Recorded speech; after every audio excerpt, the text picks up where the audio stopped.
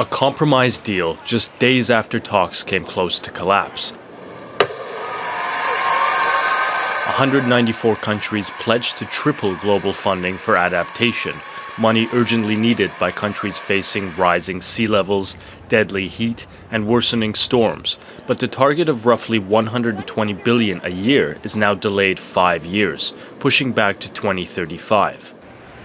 Glaringly missing from the deal's final text, any sort of mention of fossil fuels, a major failure after a 2-week-long conference. But what we're essentially saying here is that it's 0 steps forward and maybe 2 steps backward. In terms of the outcome itself, we lost the roadmaps, which was there. I was expecting much more. I think we have missed a very important opportunity here. But let's keep pushing. A formal commitment to transition away from fossil fuels was sidestepped after demands by oil-rich countries to weaken the wording. They see no reason to commit to a phase-out when the current US administration is promising to increase its own production and has also withdrawn from climate change talks altogether. We're not going to hide the fact that we would have preferred to have more ambition on everything. And we think that should have been possible. We think that is needed given what we see in terms of the planet continuing to warm up. And yet,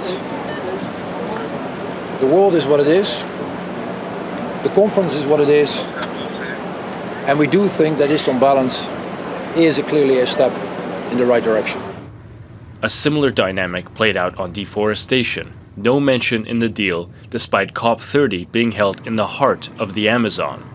The agreement less robust than many countries wanted, but still an agreement nonetheless, after 12 hours of overtime talks through the night to break a deadlock.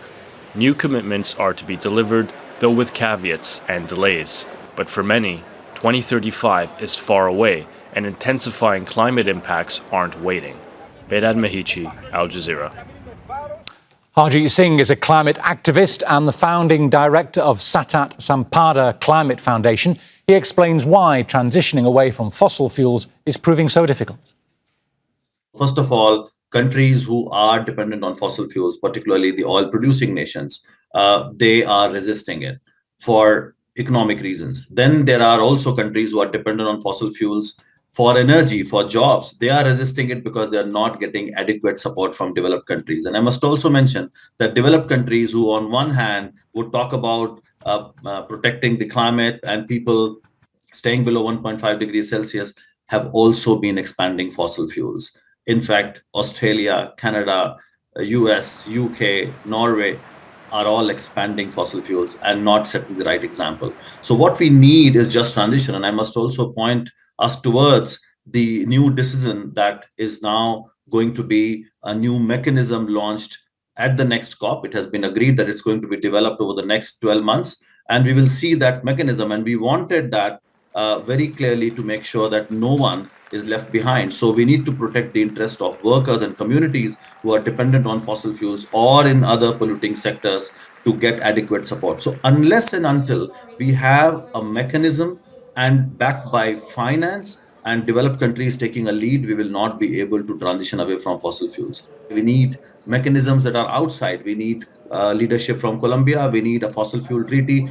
We need to make sure that the decision that came from the International Court of Justice advisory opinion, that is implemented, and there are other processes ongoing which can strengthen the Paris Agreement and help advance the goals of staying below 1.5 and phasing out fossil fuels in a just, equitable and orderly manner. Don't miss out and get the full picture. Subscribe to Al Jazeera for reliable news and expert insights. Like, share, stay ahead.